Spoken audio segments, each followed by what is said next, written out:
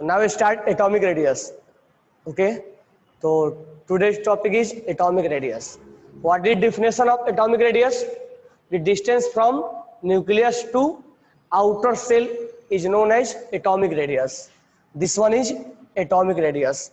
And second point is that atomic radius cannot be calculated directly. हम किसी भी atom का एटॉमिक रेडियस डायरेक्ट नहीं कैलकुलेट कर सकते हैं लैब में, मतलब लैब की बातें हो रही है. It is calculated internuclear distance. जैसे मान लो दो एटम है आयरन और आयरन, तो इनके इंटरन्यूक्लियर डिस्टेंस कैलकुलेट किया जाता है. इंटरन्यूक्लियर डिस्टेंस मतलब ये सेंटर से इस सेंटर की डिस्टेंस, इस सेंटर से इस सेंटर की डिस्टेंस कैलकुलेट किया जाता है. Internuclear distance of combined atom मतलब जब एटम एक दूसरे के कंबाइंड स्टेट में होते हैं तब इसके इंटरन्यूक्लियर डिस्टेंस निकाला जाता है और उसका वैल्यू एवरेज कर दिया जाता है, यानी डिवाइड बाई 2 कर दिया जाता है. तो इसका हमें रेडियस निकल जाता है. तो सेंटर से सेंटर का डिस्टेंस निकाल के डिवाइड बाई 2 कर दिया जाएगा तो हमें उसका रेडियस निकल जाएगा. किसी एक का निकालना है तो distance from A to B divide by 2 वही रेडियस होगा. यानी इसका सेंटर से सेंटर का डिस्टेंस निकाल के और आधे कर दिया जाता है. डायरेक्ट एक एटम का निकालना मुश्किल हो जाता है क्योंकि एक एटम कंबाइंड स्टेट में होते हैं. और कैसे कैलकुलेट किया जाता है? एक्सरे डिफ्रैक्शन से. यानी इसके अंदर एक्सरे पास कराया जाता है और एक्सरे पास करवाने के बाद जो एक्सरे आता है वो थीटा एंगल पे आपका ये रिफ्लेक्ट हो जाएगा. तो वहां से एंगल थीटा कैलकुलेट करके वहां से डिस्टेंस मेजर किया जाता है. ठीक है, तो इसके बारे में 12th क्लास में पढ़ना है. तो एक्सरे अभी याद रखना, एक्सरे डिफ्रैक्शन से, यानी लाइट यहाँ से मुड़ जाती है, उस डिफ्रैक्शन के हेल्प से हम इसके डिस्टेंस को कैलकुलेट करते हैं. और कुछ अदर भी स्पेक्ट्रोस्कोपिक होगा, उसके मेथड से हम कैलकुलेट करते हैं. तो रेडियस कैलकुलेट करने का ये हमारा एक तरीका है. तो ये हमने डिफिनेशन लिखा और ये हमने आपका रेडियस कैलकुलेट कैसे किया जाता वो हमने लिखा. नेक्स्ट लिखेंगे radius can be calculated in angstrom. Radius can be calculated in angstrom. बहुत छोटा यूनिट होता है. पिकोमीटर है, पीएम. नैनोमीटर है. तो radius can be calculated in angstrom. Picometre, nanometre. Picometre, nanometre.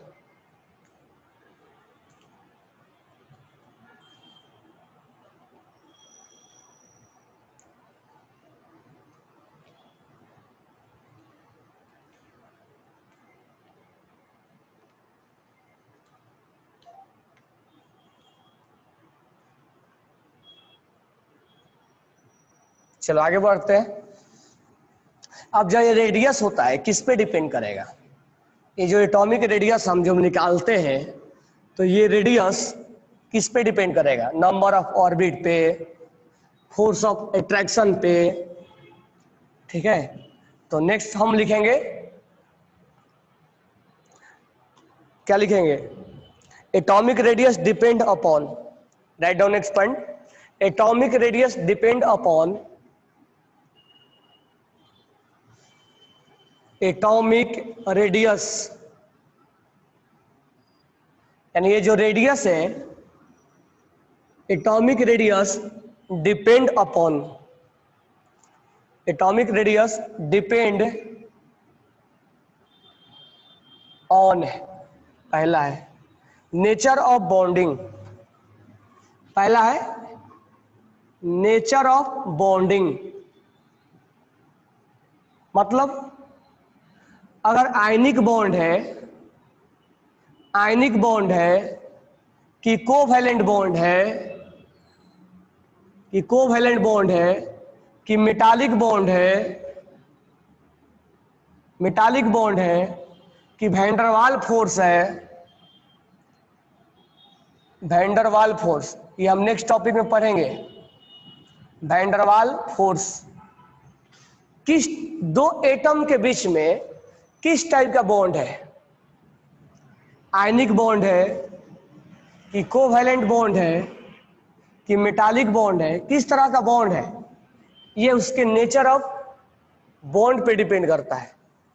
Second, number of bond, number of bond पे depend करता है। जैसे हम आगे चल के पढ़ेंगे कि सिंगल बॉन्ड है दो के बीच में, सिंगल बॉन्ड आप जानते होंगे, जिससे हाइड्रोजन और हाइड्रोजन के बीच में सिंगल बॉन्ड होता है। डबल बॉन्ड, डबल बॉन्ड होता है, जिससे ऑक्सीजन और ऑक्सीजन के बीच में डबल बॉन्ड होता है। Triple bond, triple bond,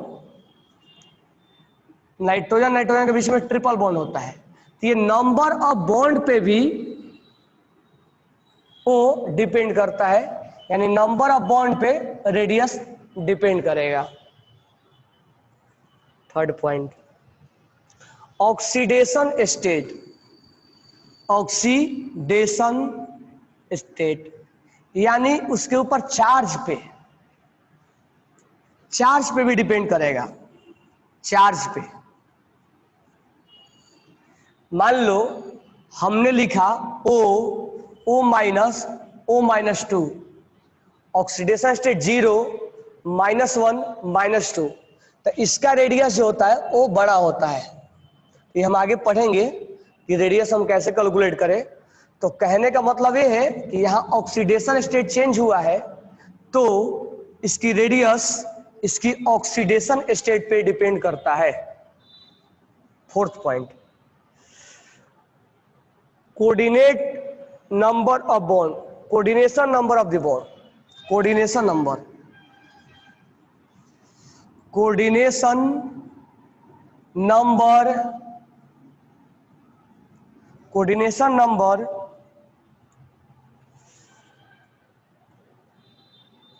of the atom, of the atom, यानी कोऑर्डिनेशन नंबर का मतलब होता है how many atom are combined to each other. Coordination number का मतलब होता है how many neighbouring, how many neighbouring atom combined touch to each other, touch to each other. ऐसे कितने एटम है जो पड़ोस के कितने एटम है जो एक दूसरे के टच करते हैं। जैसे ये एटम है, ये कितने एटम है एक दूसरे के टच करने वाला, यहाँ 4 एटम है। तो ये डिपेंड करता है कि ये कितने एटम से ये वाला जो है टच कर रहा है, ये टच कर रहा है, ये टच कर रहा है, ये टच कर रहा है। तो इसका कोऑर्डिनेशन नंबर जो हो जाएगा Cn 4 हो जाएगा। तो ये कितना एटम से टच कर रहा है वो इस बात पे भी डिपेंड करेगा। यानी जब कोऑर्डिनेशन नंबर ज्यादा होगा तो उसका रेडियस ज्यादा होगा, यानी कोऑर्डिनेशन क्योंकि जितना ज्यादा वो बड़ा होगा उतना ही उसमें एटम क्या करेंगे, ज्यादा टच करेंगे। तो मोर कोऑर्डिनेशन नंबर मोर रेडियस, मोर कोऑर्डिनेशन नंबर मोर रेडियस।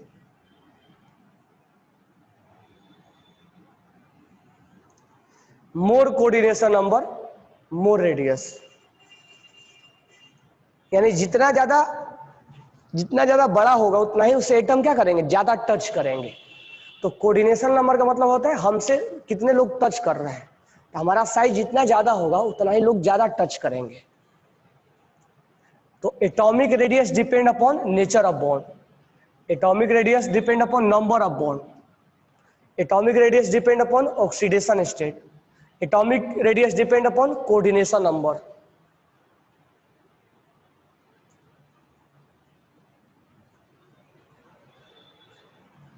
राइट डाउन करो।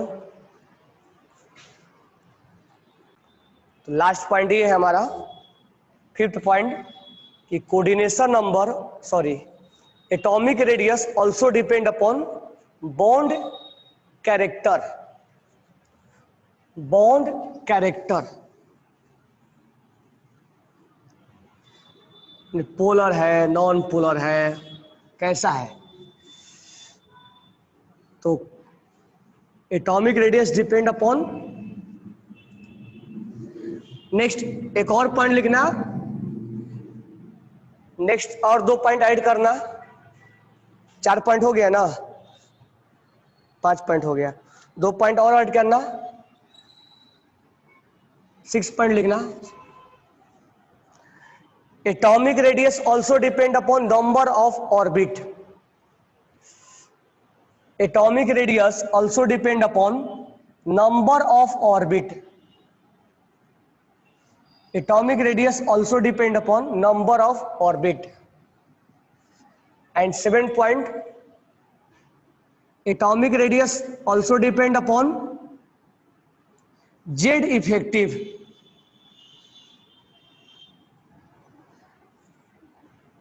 अब ये z इफेक्टिव क्या होता है हम आगे बताएंगे, ठीक है। 8 पॉइंट लिखना, atomic radius also depend upon out force of attraction पर electron, force of attraction, force of attraction पर इलेक्ट्रॉन ऑफ आउटर सेल, यानी फोर्स ऑफ अट्रैक्शन। इस तीनों का मीनिंग हम जब कंपेयर करेंगे तब बताएंगे। यानी force of atomic radius depend upon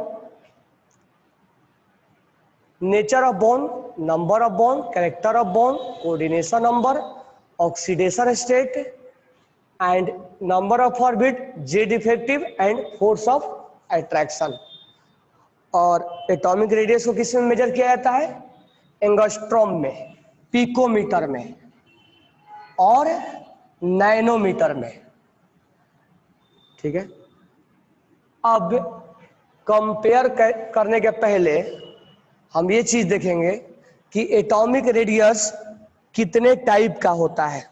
अच्छा, यहां पर एक चीज और लिखा हुआ है, आपको यूनिट में कन्वर्जन लिखा हुआ है। 1 एंगस्ट्रॉम में 10 टू पावर -10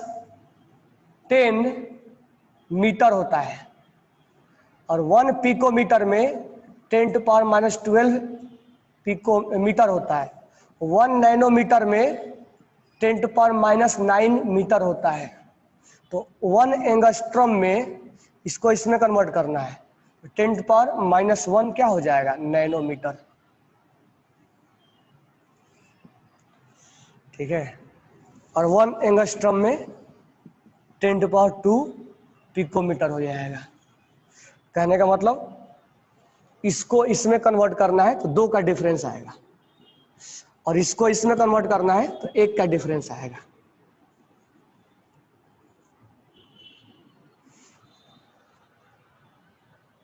या माइनस नहीं, वर्ष प्लस हो, ये वैल्यू बड़ा है ना, ये छोटा है, तो ये यूनिट कन्वर्जन है। एंगस्ट्रॉम को मीटर में, पिकोमीटर को मीटर में, नैनोमीटर को मीटर में हमने बदला है। ये कभी कन्वर्जन की जरूरत पड़ेगा तो हमें इसकी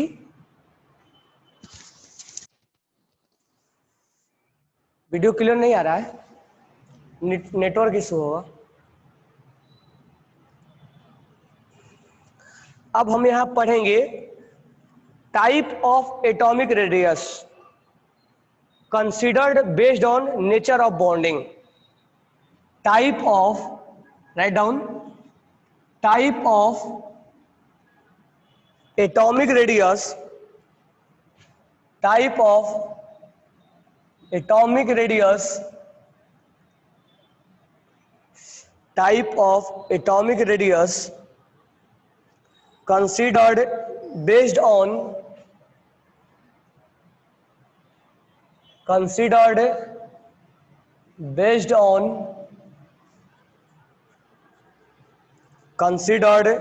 based on nature of bonding,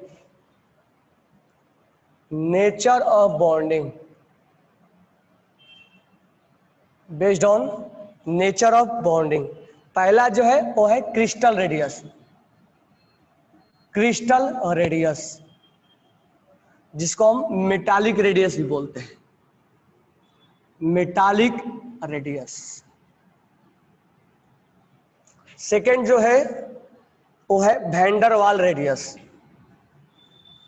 van Waals radius. Third जो है covalent radius, covalent radius. Fourth जो है वो है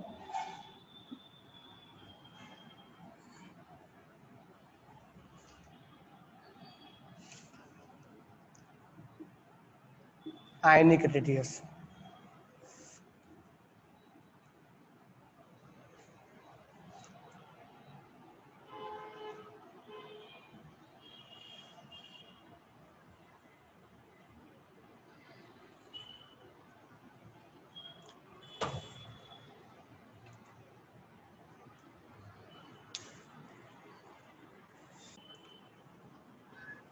क्वेश्चन राइट डाउन करना। The distance between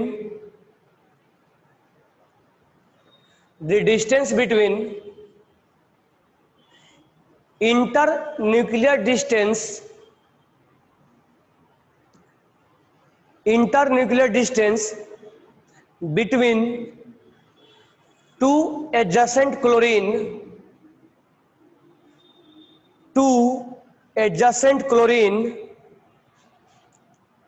is 256 picometer, 256 picometer, 256 picometer. Then find the radius of chlorine. Then find a radius of chlorine. Then find radius of chlorine. Then find radius of chlorine. कितना होगा?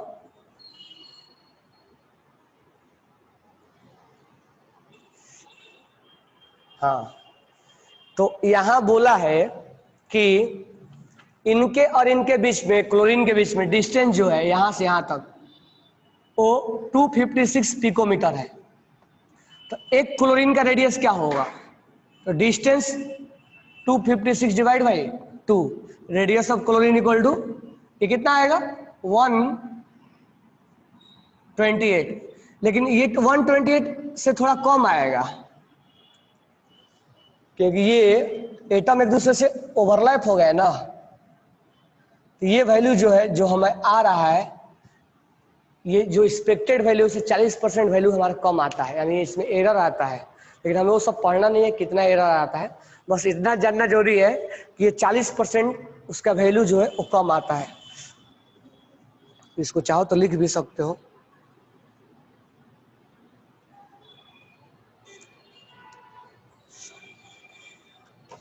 अच्छा, एक चीज थोड़ा change कर लेना, 360 picometre है, ठीक है? ये एक्चुअली आयरन का है, 360 पिकोमीटर, वो हम आयरन पे कर लेंगे।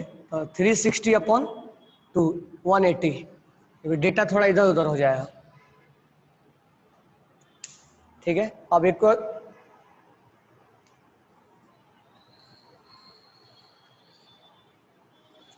हाँ, they are adjacent element, they are adjacent not overlap. क्यों? एडजेसेंट का मतलब क्या होता है? ये सब चीज अभी आगे सिखाएंगे कि एडजेसेंट का मतलब केवल ये नहीं होता है कि वो टच किया हुआ है। एडजेसेंट में हम आगे सिखाएंगे कि कोवैलेंट रेडियस में ओवरलैपिंग होता है। ये जब हम केमिकल बॉन्डिंग सीखेंगे ना, तब मैं आपको बताऊंगा कि जब कोवैलेंट बॉन्ड बनता है, जब इलेक्ट्रॉन का शेयरिंग होता है, तो एक एटम दूसरे एटम के साथ ओवरलैपिंग में होता है। इसको भी हम एडजेसेंट बोल सकते हैं, ठीक है? नेक्स्ट क्वेश्चन लिखना। The distance between two adjacent copper is, the distance between हाँ ये एग्जाम्पल है कोवेलेंट का। The distance between two adjacent copper is 256 picometre, 256 picometre, 256 picometre. Find the radius of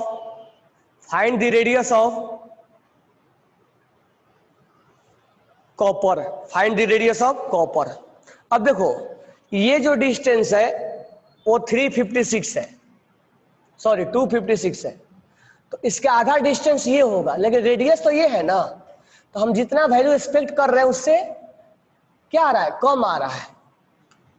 ये वैल्यू हमारा यहाँ आ रहा है इनके आधा, क्योंकि वो 256 डिवाइड बाई 2 ये कितना आ गया 128, तो हमारा एक्सपेक्टेड यहाँ है, लेकिन रेडियस तो यही है ना, तो हमारा रेडियस से वैल्यू थोड़ा सा ज्यादा आता है, तो ये हम मान लेते हैं, एजम्पशन है ये, एज्यूम कर लेते हैं, ठीक है।